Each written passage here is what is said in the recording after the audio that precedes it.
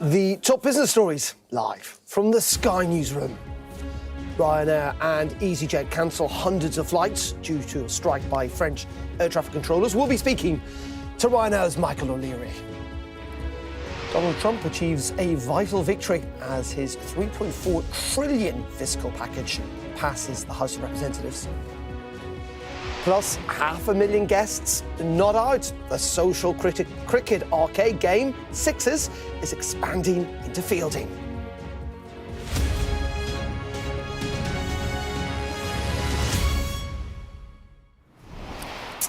Very good morning on this Friday. Business Live with me, Darren McCaffrey. Air traffic controllers in France have walked out again in protest today, forcing airlines to cancel more than 1,500 flights.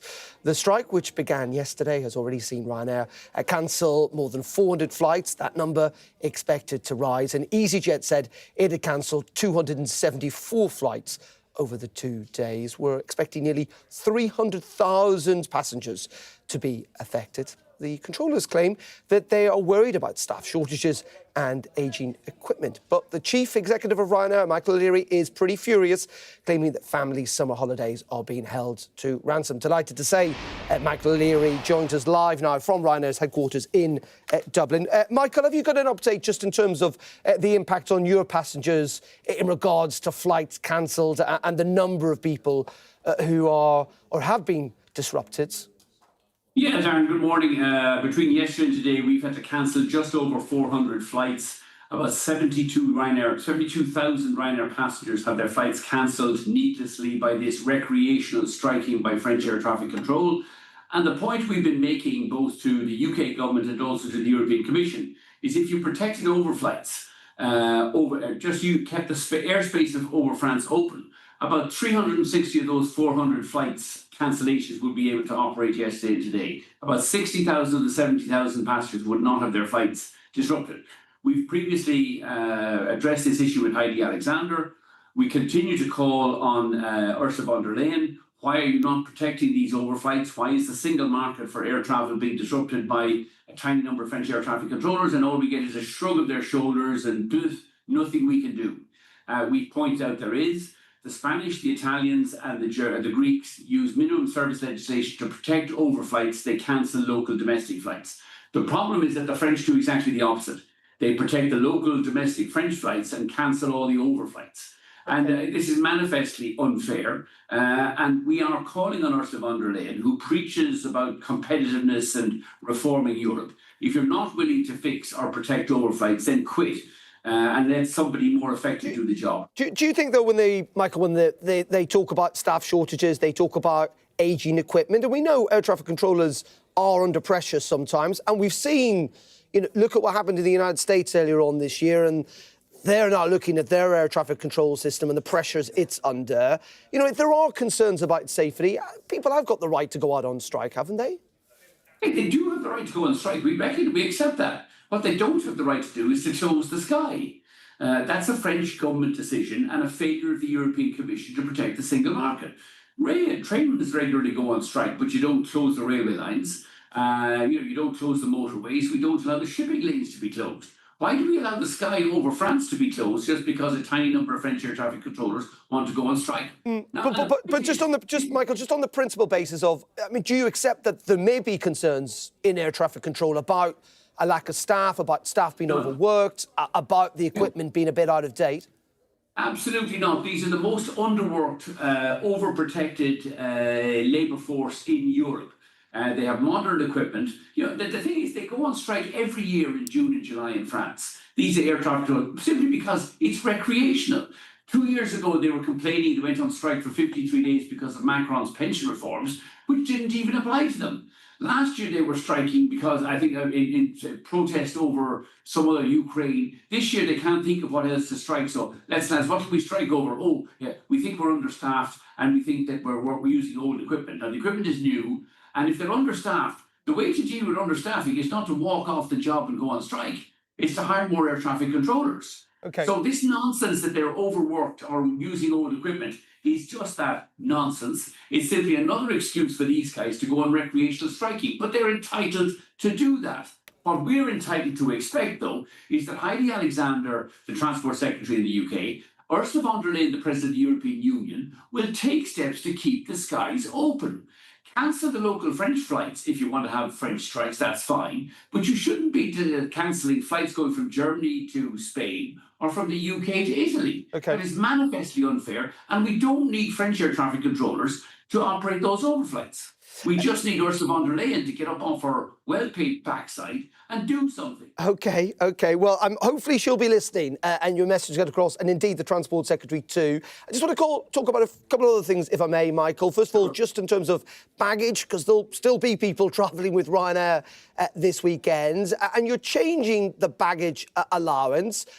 How quickly is that going to come in, and why have you done it? The European Union recently, about 2 weeks ago, agreed new rules for minimum bag sizes. They came up to the size of Ryanair's current bag allowance. We've always wanted to be slightly bigger, have a slightly bigger free carry-on bag allowance than the industry standards. And so we're adjusting ours upwards again. So starting in about 3 weeks' time, which gives us time to put new stickers on our baggage carousels, the free carry-on bag for every passenger on Ryanair will be 40 centimetres by 30 centimetres by 20 by 25 by 20. Is that right? Oh yeah, 40, 30 by 20. It's about an increase of about 20% on our current free bag. And we have it in place across the system within the next 2 or 3 weeks. OK, 2 or 3 weeks, so passengers have to wait. Let's talk about a little bit of politics here in the UK. It's 1 year since Labour got into power. What did you make of events this week with Rachel Reeves crying in the Commons, the reaction of the markets, the idea that Labour hasn't necessarily got the fiscal discipline that it claims it came into office to try and restore? Well, I think it's clear they don't have the fiscal discipline. You know, I mean, Labour arrived into office, said that the numbers were far worse than they had than they originally thought, and yet the first thing they did was come up with a massive pay increase for train drivers, who were already overpaid in the UK, and a massive increase for health service workers. Now, to be fair, I would support the health service workers. I had very little sympathy for the train drivers. But, you know, as with all Labour governments, they're pretty poor at controlling spending. The UK is facing significant fiscal challenges, not least the commitment to raise defence spending. But, you know, this is a government that will be in place for 5 years. We do wish them well. There's certainly, we needed to change the incompetent Tory administration of the last 5 or 10 years, the morons who voted in favour of Brexit. And the UK, the way forward is closer ties with the European Union and a free trade deal with the US. They seem to have got the bones of a free trade deal with the US. What they now need is a much better or much closer both trading ties with the European Union and restore the free movement of people between the UK and Europe. Okay. The idea that they control their borders has been shown to be a complete failure. And yet, you know, Farage and his crew, who were advocating Brexit and should be hanging their heads in shame, are riding high in the polls because he's moved on to something else again. That's true. I mean, I've noticed that you've talked about air traffic controllers being overpaid, Ursula von der Leyen, public sector workers. What about yourself? I hear that you've pocketed bonuses of more than 100 million euros, the largest in European corporate history.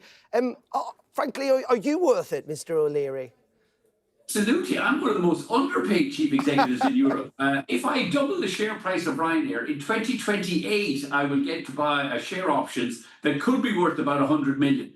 I contrast that with Premiership footballers getting paid about 25 million a year. My bonus scheme runs over 10 years, so it's the equivalent of about 10 million a year. Okay. And hedge fund managers in London taking home 100 and 200 million a year. So you're worth it. You're worth it. Underpaid and underappreciated, Darren. And just very finally then, are you going to take a holiday? Where does the boss of Ryanair go on holiday this summer?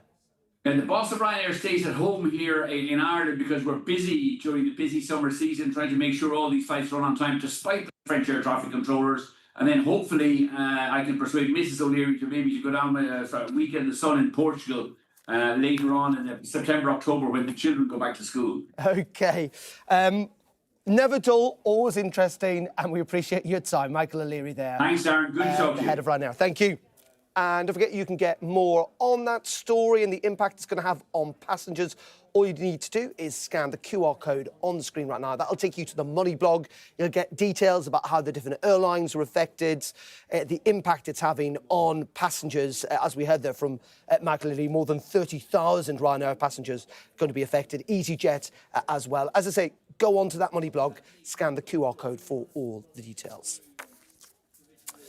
Now, President Donald Trump achieved a vital victory as the House passed a $3.4 trillion fiscal package that cuts taxes, curtails spending on safety net programs and reverses much of Joe Biden's efforts to move the country towards clean, green energy. Now, the vote was 218 to 214, pretty close, but it was a massive legislative win for the president in time for his self-imposed deadline of today, July 4th, which of course is Independence Day. Let's bring in Chris Beecham. He's Chief Market Analyst at IG. Chris, very good morning to you. A little doubt this is a significant victory for the US president. Yeah, I think it is, really. It's a landmark programme. It extends his tax cuts from the first time he was president and does give them plenty of momentum as they now look, of course, towards the US midterms next year. So it's definitely a win that he can tout to the American people as they go away for July the 4th. Now, this is quite significant because there are massive tax cuts, there are massive spending cuts. Some Republicans think it goes too far. Many Republicans think, particularly in terms of the spending cuts, it doesn't go far enough. But it has been through the legislative process, and there have been some compromises, haven't there?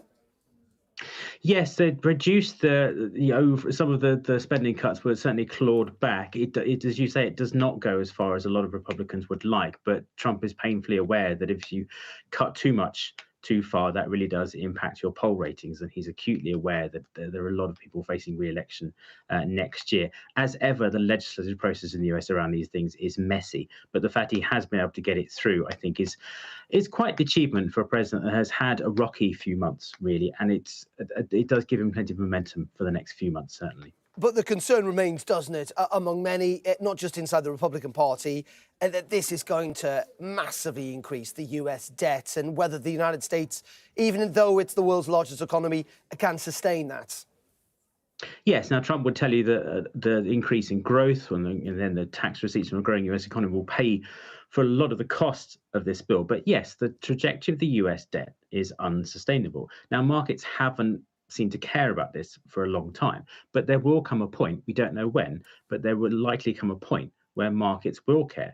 Now, for the short term, if you can see GDP pick up and if retail sales pick up, I think markets will be happy. But in the longer term, the question remains, how are you going to deal with this debt pile? Because nobody in Congress seems prepared to take the necessary tough decisions. And just very finally, Chris, and briefly if you can, what is also fascinating is that the tariffs are bringing in quite a lot of money. I've read today billions and billions and tens of billions of dollars. They are, yes. So he can also tout that people are paying to do business with the US. Does it cover enough of the debt pile? No, but it is helping. The question, of course, is how much lost trade do you have from these increased tariffs and what's the actual trade-off? And that will only become clear over a much longer span of time. OK, really appreciate your time. Chris Beecham there from IG. Thank you very much indeed. Thank you.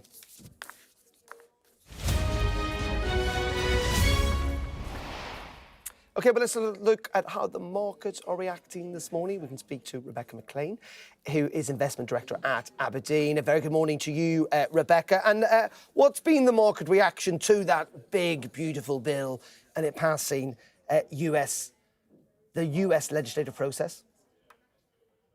Well, the US markets closed today, but if we take a look, actually, the market is near all-time highs. So I think the investors are looking at the bill and probably focusing more on the positive aspects in terms of the impact on growth, rather than the risks that could arise relating to that increase in the debt ceiling.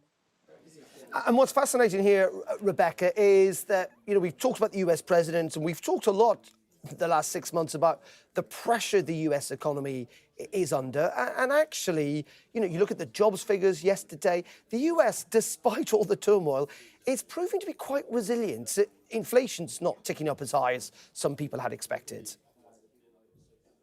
We have been focusing on that question. So, particularly when we've been discussing with our clients, retail investors and institutional investors, we've been focusing on what do the tariffs mean for the economy and for inflation. And as you say, the jobs figures yesterday indicate that the economy remains robust. But it could be that there's a delay in terms of how these factors flow through to the economy. So we're keeping very close to the companies based in the US to be able to pick up any signs of stress in the US economy.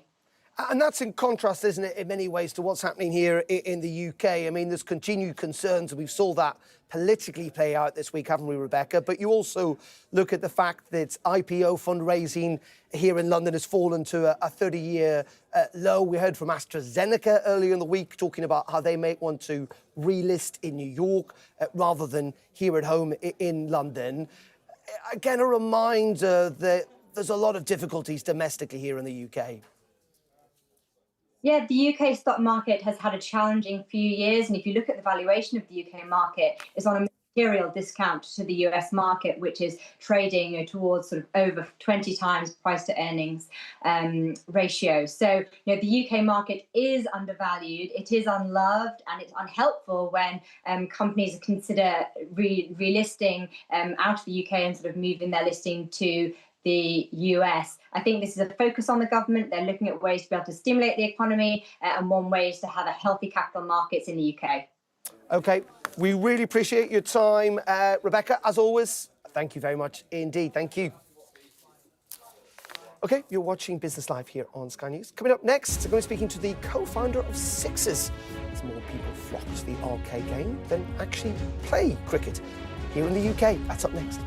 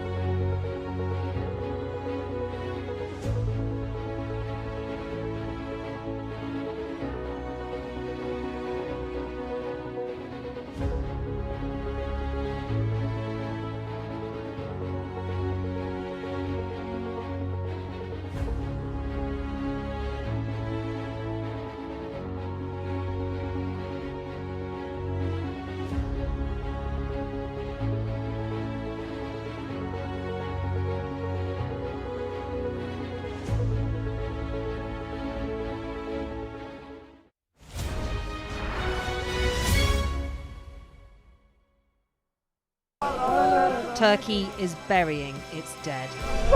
Whole families died in this collapse. Generations wiped out. I'm Siobhan Robbins, Sky's Europe correspondent based here in Berlin. This is just a small sample of the deadly arsenal taken off the streets. Anyone should say, I'll do that, and then have to go and shoot someone. Yes. Sky News, get the full story first.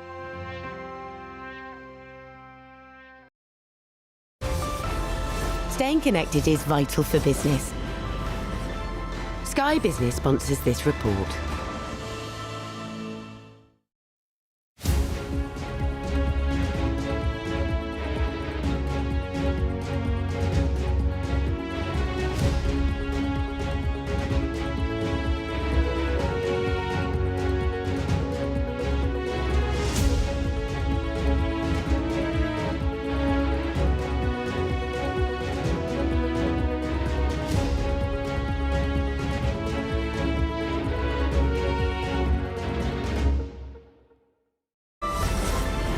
Sky Business sponsors this report.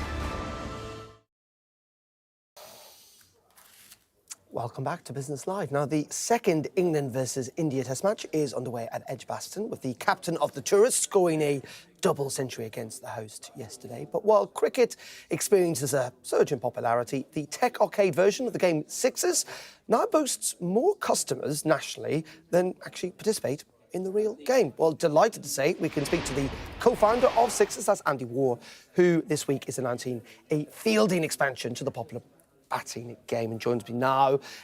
You're there, aren't you? I can see. And Andy, the interesting thing is that, you know, there will be lots of people who have played this game, but maybe not everyone. Just so explain what Sixes actually is. Yeah, so we are a bar restaurant that has amazing Indian foods, amazing drinks and cocktails, but we have some batting cages in the background. So you basically come here, you eat, you drink, you get merry, and then you go and test yourself in the nets, where you can pick up a cricket bat and hit sixes, or there's a soft squidgy ball shoots out and you've got to score some runs. But we've just launched a new game, which is fielding, where you catch the ball that shoots out and then hit a target. So yeah, it's a lot of fun. And Andy, you're one of the co-founders. What inspired you to do this? What made you think, oh, you know what, this is what we need, this is what people will want to play? Where did the inspiration come from? Do you know what? I love sport. I love the kind of medium of sport. It brings people together. And I used to own kind of traditional restaurants where you went and ate and drank normally. And then we looked into this kind of competitive socializing world.